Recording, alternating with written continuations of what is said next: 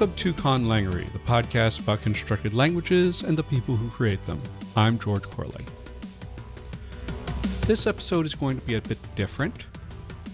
I promised that I would investigate something, and I have.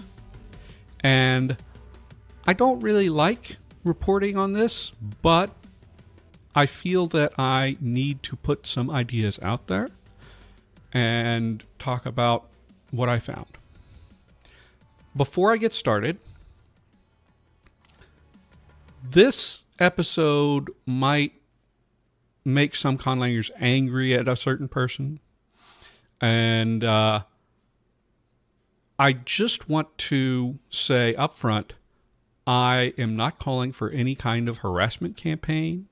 I don't want people to bother the guy I'm about to name. I'm just critiquing his work and talking a little bit about what it says about the larger issues within conlangs in entertainment. So, a few months ago, someone brought up to the community a site that they found connected to the game Immortals of Aveum. So, and if you don't know, Immortals of Aveum is a AAA game, or marketed as AAA. It's marketed as Call of Duty with magic, basically a first-person shooter with magical abilities instead of guns. And they have a language for their enemies called the Rasharnians. And it was pointed out in the community by someone named Baptiste Fasson that the company that Ascendant Studios apparently hired for this language didn't seem to be quite what we would expect. So we can see here a few things about the site that we have. Basically, it seems like there's a lot of AI generated content involved. And I can point to one of the things that I can particularly point out is definitely AI generated, is one of their conlang spotlights. There are lots of errors in these, but this one in particular definitely looks like an AI hallucination. An example in Klingon, koch vigroch, meaning sea bird. So first of all, Klingon is VOS, not VSO, but also it's talking about the verb at the beginning, followed by the subject, then the object, but there's only two words.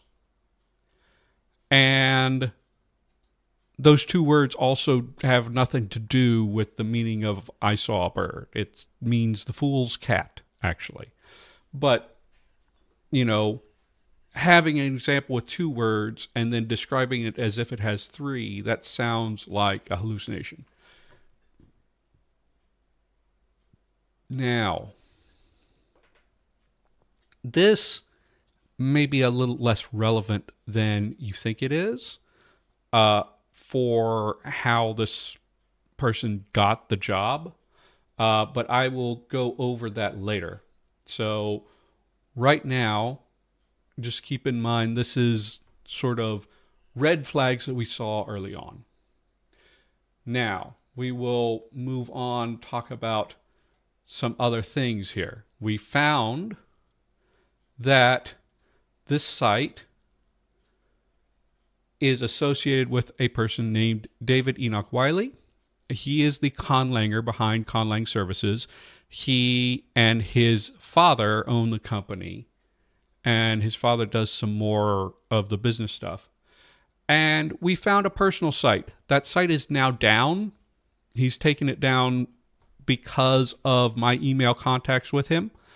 But I can show you one of the things that concerned us is the featured conlangs, the portfolio this guy basically has up, or had up. We have a lot of these languages are actually taken, copy-pasted directly from a program called Vulgarlang. It's like a web interface that will generate a bunch of words and some grammar notes. Now, I do not have a problem with people using Vulgarlang as a starting point. I do not recommend it because it has a cost to it, and there are free tools that will do much the same for you. And also, there are things about it that seem to be claiming to do more than it does. But again, it's fine as a starting point. What people were concerned with was that maybe he was taking a Vulgarlang language and passing it off as his own work for a paid job, which looks like is against Vulgarlang's terms of service. Also just seems to be bad practice because it doesn't create a fully realized language the way that we would expect to have in, a high profile job. So, what actually did this guy produce? That's our question.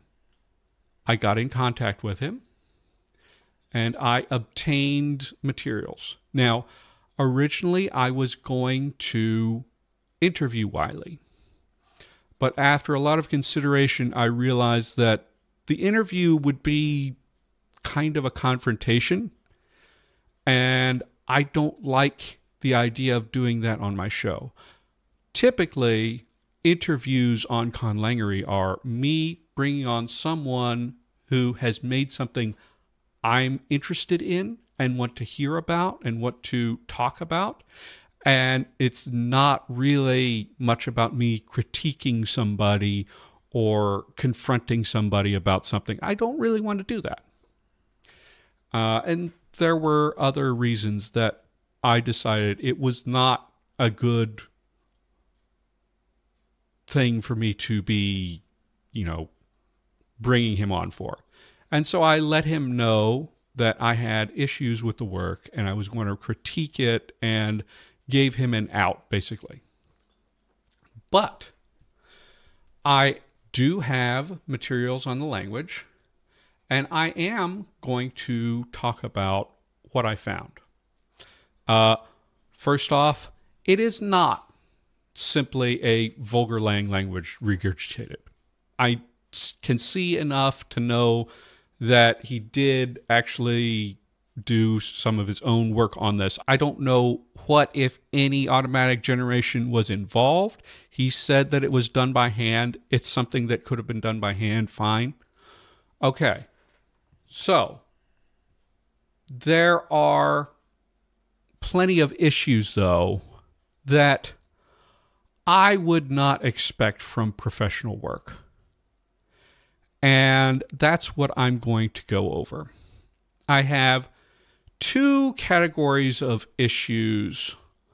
One side is things that possibly could be explained away by an extraordinary story reveal that I don't think is coming, but, could. And there are other things that are just failures of basic practice, basic documentation practice mostly. So let's start with these issues that have to do with sort of the world building. I have looked into Immortals of Aveum. I have read a lot of articles about it. All of the lore that I have found so far gives no impression that it is at all connected to the real world. That's important because I found in the dictionary that I have quite a lot of English words. You can see two of them right here on the screen. I have Absoluci Academy. I don't know the stress on this because there's no documentation on how stress works. But yeah, this is the dictionary. We can see that it's English to Rasharnian, and it's not a complete relex, but it does have these English words in them. And I found a lot of English words in here. So there's Absoluci Academy, cabin for cabin, delta for delta. I found more than 30 words out of about 1,300 in the dictionary that are apparently directly from English. Music is music. It's just a bit strange. So, what is going on here? There's no connection to the real world in the game world that I can see. Again, it could be explained away if there was something. The weirdest one that I saw was the word for louse is louse. And if that were the only one, then it could be like, oh, haha, that's a chance resemblance. But if you're not super familiar with your linguistics and you've gotten this, there are a couple of lists that historical linguists use that are basically lists of words that are unlikely to be borrowed from another language.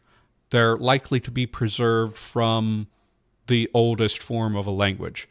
They're the Swedish list or the Leipzig-Jakarta list. And lice, or rather louse, is on both of those. The reason for that is that humans co-evolved with two species of lice, so they are a universal human experience. Everybody's got their own word for louse, basically. It's just people needed it very early on, and they're not going to get it from somebody else. So there's two things that are missing from the world building that could explain away all of this. One is, like, is there a connection to the real world? I don't think there is. There's nothing to indicate that there is. The other thing is, are the Rasharnians human? Now, they seem to be shaped like humans to me, but we only see them in full body armor to make them faceless enemies, I suppose. So, I don't know. For them to have to borrow a word for louse, they would have to be not mammals. But, I don't have the information on that. So, suspicious. Another thing that,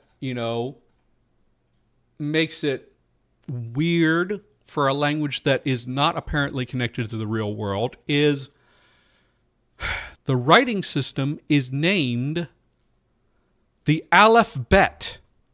So that's why. That is the name of the Hebrew alphabet. Aleph-Bet Ivri. And then we go further and we have names for all the letters. We have Aleph, Bet, Gamma, Delta, Eta. You might be familiar with these. And some of them may be derived like Iyot, maybe from iota, right? Mu, Nun, Ro, Zet. These all look like they're coming from Semitic languages or a Greek, you know. Why is it named like this? You saw these letter forms. These don't look like anything related to the alphabet. This is not what any of the scripts descended from Phoenician look like. So what went on there, right? So these are things that maybe, I'm not sure about the forms of the letters could be explained with world building, but, you know, these are things that could potentially be explained away, but I don't think they will be, because nothing about the information I know about the lore of the game, nothing that's been released, says there's any connection to the real world. I'm just breaking in here. There are a couple of other things that I had forgotten to mention on the first recording of this that fall under the category of there could be a world building reveal that fixes this, but probably not.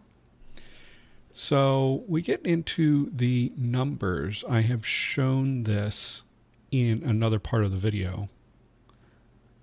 Here are the numbers, and they are base 16, which is kind of cool. Could use some justification because it looks like Rasharnians have 5 fingers on each hand, but, you know, people can count in all kinds of different ways. The issue is not so much in the numbers themselves. Again, base 16 would be kind of cool. It's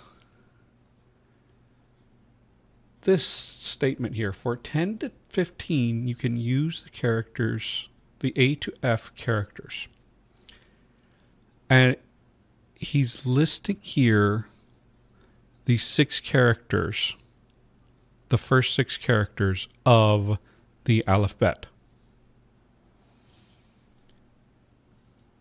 This is strange because we're not given what the other digits are. There's no 0 through 9 digits. Now, there is an alternative here given, or you can do it the way they used to and just assign each letter a number value. That could be cool, but it's not developed at all.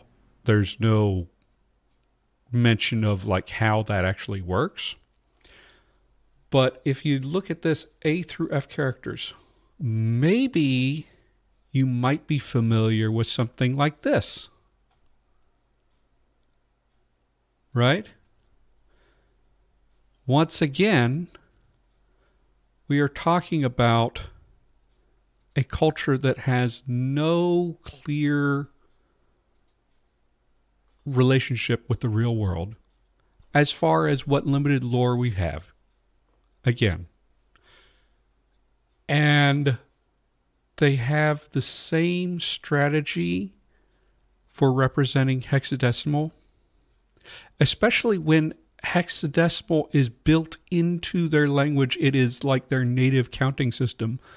Why would they not have some way of representing that in native numerals, written numerals somewhere?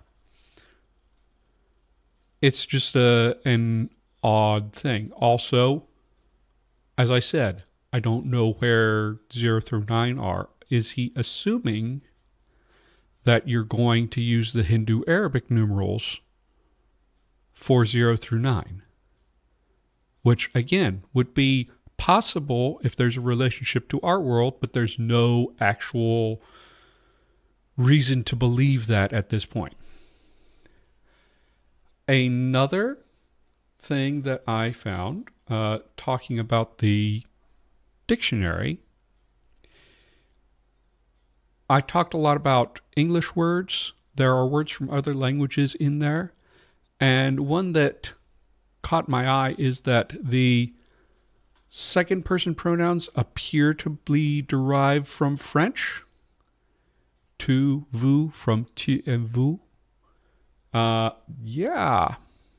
Again, if this was the only instance of a real world language supposedly meshing with this language, then we could write it off. It's an Easter egg. It's a chance resemblance, which chance resemblances do happen. But with all of the other instances of English words, or there are other language words like the word for God is Deus, it's really hard to reconcile that with there being no visible relationship to the real world. And even if there were a relationship to the real world, it would be a weird one. By the way, I did ask these questions of Wiley, asking, is there anything related to the real world? And are the Rasharnians human? And he did not get back to me, but this is sort of after I had already said there's issues with the work, so maybe there's a reason for him to stop communicating with me. That's not the end of it, though, because as I said, there are some things that are just basic documentation issues. First of all, we have that information about the alphabet, but we don't have any explanation of the romanization system. So I have to look at this dictionary, and I have to look at the alphabet and try to figure out what's the mapping between the alphabet and the romanization system and how to pronounce things. There are points where he has pronunciation guides in sort of pseudo-English. There is no IPA. So you have a little bit of this going on. And you'll note that also, there's stress marked in these, and it's not regular, but there's no explanation about stress, and there's no indication of stress in the romanization. So there are some issues there in documentation. There should be an explanation. Also, by analyzing the alphabet part and the romanization, I found there are a couple of places where it appears that there are two sounds, or the same sound mapped to two different Latin characters. Both W and U are used for the vowel U. And that's fine with the alphabet. I mean, if you've got a historical explanation, that's great for the alphabet. In the romanization, you want to be clear. It needs to be readable and pronounceable for people reading it. And there are a lot of choices in the romanization that are going to be an issue for actors, and that almost made me doubt whether this was really the Rasharnian language. It wasn't until I translated an example that we have that I was totally sure this was the language, because it was strange to me to think that this guy had meetings with Ascendant Studios and showed them this romanization, and they didn't say anything about how it's difficult to know how to pronounce things. There's even also apparently places where these N's get deleted. And that is also an issue with the romanization. You can have that in the written form, the native written form of the language. That's fine. But your romanization should be keyed to pronunciation. All right. That's an issue. It's not necessarily a something that's going to break anything, right? You can explain that away. You can explain that to people and they'll get it. Now, it is an issue of documentation, though, because it's not actually explained. Another thing is that, so we have sections on verbs. We've got verbs, adjectives, and adverbs in this. There's no section on nouns, which is a bit curious. And this would be like fine in some ways, but I discovered through sort of analysis a couple of affixes on nouns and pronouns that are not documented. There's a plural suffix "r", and there is some sort of a genitive or a linking suffix "may". Where is that in this document? I don't know what that is. I don't know if they ever change in different phonological environments, different based on the sounds around them. The most strange thing about this documentation, though, is we have this section on adjectives, right? And they inflect for masculine and feminine. I'm assuming that this is gender agreement, masculine, feminine, singular, plural. But when I go to the dictionary, you know something that's missing? You have some nouns here: archipelago, archer, answer. Where is the gender notation in the dictionary? This is an issue because if you only have masculine and feminine, then you need to know the words that have an arbitrary assignment, anything that's not referring to something that can naturally be assigned a gender, like an arm, armor, I don't know, an academy, is going to have something arbitrarily assigned. You have to have a note of that so that it can be remembered and you can do the correct agreement with it.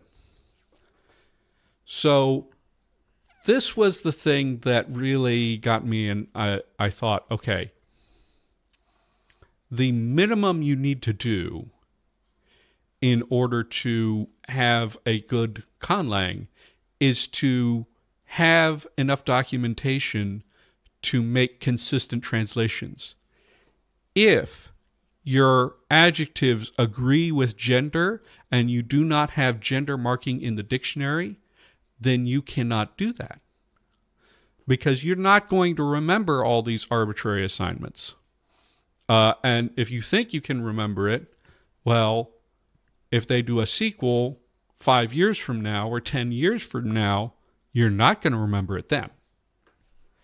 My verdict is that basically Wiley got very lucky and got a paid job that's very prominent, but this is a beginner conlang. This is something I would see being posted in fragments on the conlang subreddit, which I don't know how long that'll exist, but also in the Discords or the Facebook communities or stuff, and people would look at it and give some pointers on how to improve it and what things are needed, like, the fact that you need to mark your genders. That's my general idea. And I hope that Wiley listens to this or watches this and understands where I'm coming from. There's some other things I could criticize about this conlang, but this is just sort of more basic things. It needs to fit with the world building, and it needs to actually, have enough documentation for consistent translations.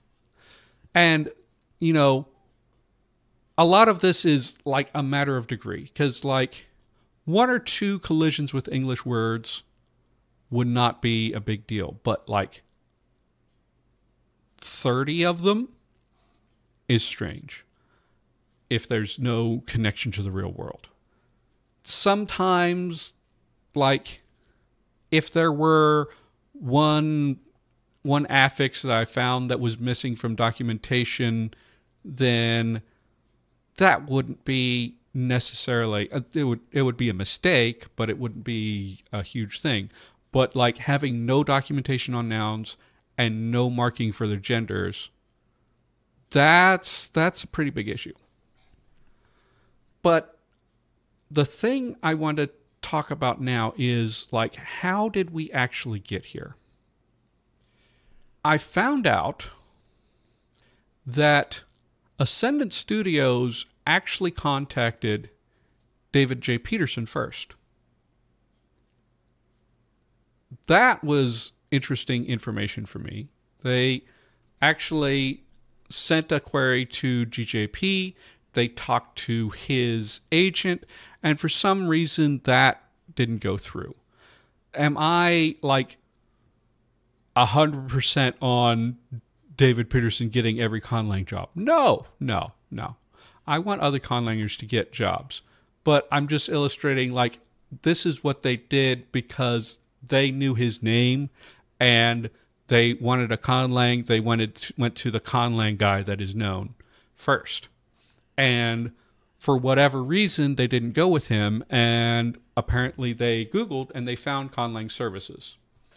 And conlang services did not look the way I showed you earlier when they would have found it originally. They contacted conlang services, or at least they contacted David Peterson in 2021.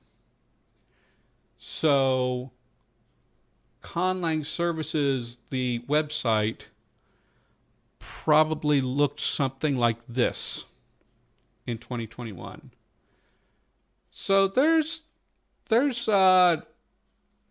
not the same issues here as there are on the current site. This is before we really had generative AI at the level we have now. So, you don't have the AI written text and stuff. There's some things that, like, I as a linguist look at and I'm like, and as a conlanger, just like all the words you need, just promising that up front. Well, that's a big price differentiator when we talk about it in the LCS on the jobs board, because making words is a lot of work. Making words well is a lot of work. Just like promising all of these writing systems, I speak Chinese. I would not promise that I would make you a language that has that uses the Chinese characters up front, because that would be a lot of extra work. It would be, at very least, it would be much more than using another script or even making my own phonetic script, because it's just going to be that much. But, they saw this, and they're not conlangers. They're not linguists. They probably thought this was okay and contacted him. Okay? Now, They did not ask for any samples of his work, which is according to what Wiley told me.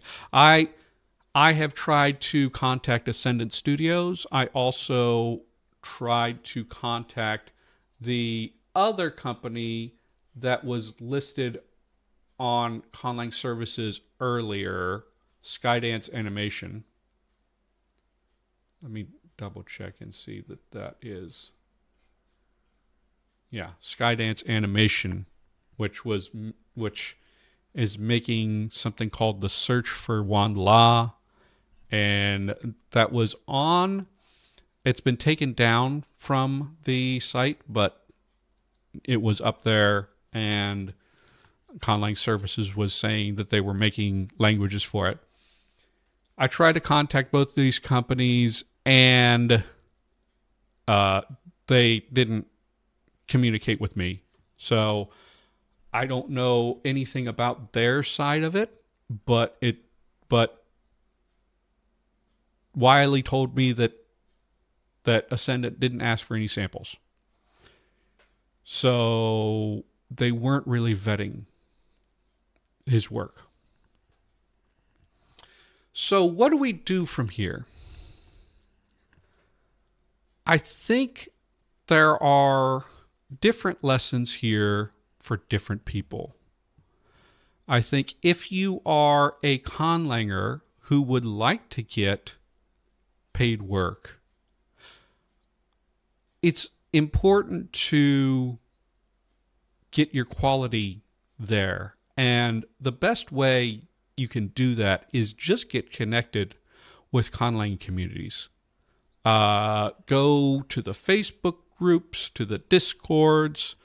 Reddit's going to implode, so I don't know if I can recommend that. But there are places. Join the Language Creation Society and get into their Slack. There are tons of things on the mailing lists too.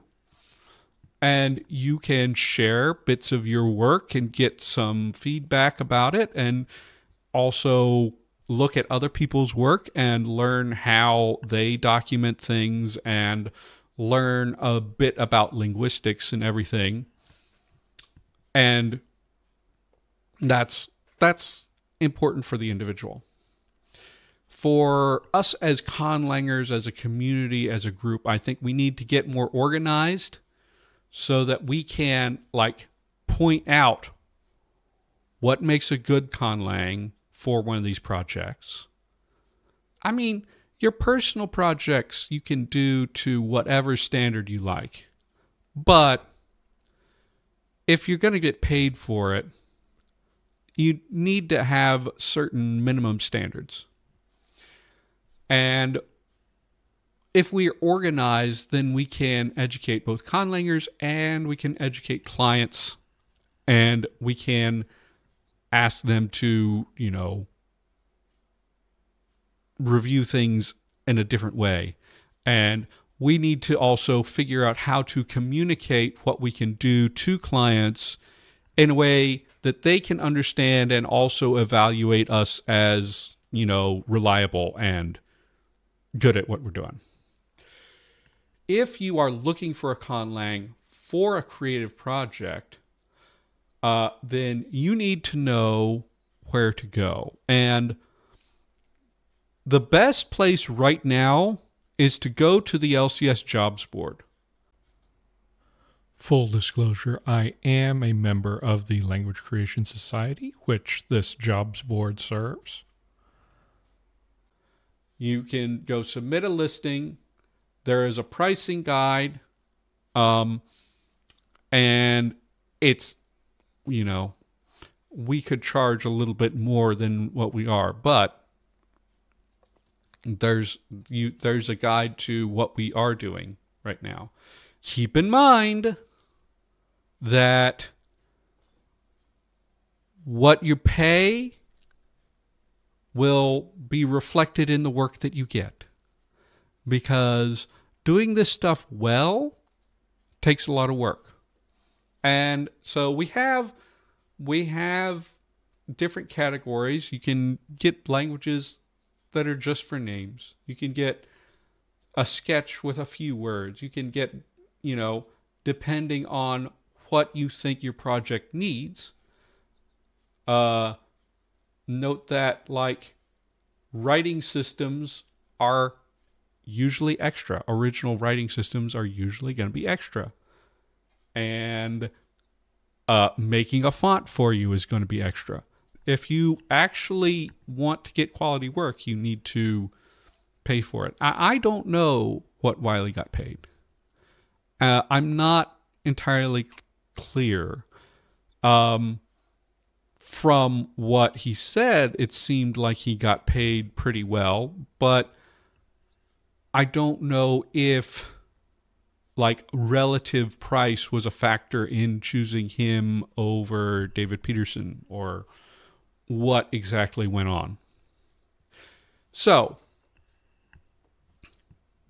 bottom line, David Wiley, if you're listening, you got really lucky. I hope that you have listened to my critiques, and if you have another project coming up, then you will do a little bit better on that. To the conlanging community, I say we need to get more organized, and we need to communicate what makes a good conlang and what, the cost of that is, and what clients should be able to expect. And to clients, maybe vet a little bit more before you decide on a conlanger for a big, ambitious project. Because some of the things that I listed here, especially these English words, that probably is in the dialogue already. As soon as this game comes out, and right now it has been delayed a month to August 22nd, as I'm recording now. As this game comes out, I know that the dialogue has already been recorded. So that dialogue is in the can. When this game comes out, if there's English words in the dialogue, it's very likely that people are going to notice that. So it's just something to think about, consider who you're hiring, and find some way to evaluate what they can do for you. All right. That's all I have for this. It's been a ride to put this together and figure out what exactly was going on. I hope I have not been too harsh, because I didn't come to this episode just to make people feel bad. I want this to be a learning experience for a lot of people. But I thank everyone for listening or watching, which you can watch me on YouTube, or you can follow this podcast on any of the places where you get podcasts. And I'm just going to say, happy conlanging. Special thanks goes to our patrons, Mintaka, Connor Stewart Rowe, Kenan Kigunda, Viren Patrick, Graham Hill, Kay, Jalinda Surridge, Jesse, Sylvia Sotomayor, Jeremiah, Alexis Hugelman, Soten, Nicholas Norblad, Eloivar Jana Mentuleum, Sigourney Hunter, Jack Keynes, Raka Grunk, Grammar Antifa, Alex Russell Hayes. Conlangery's theme music is by Null Device. Conlangery is distributed under a Creative Commons Attribution Non-Commercial Share Alike 4.0 international license.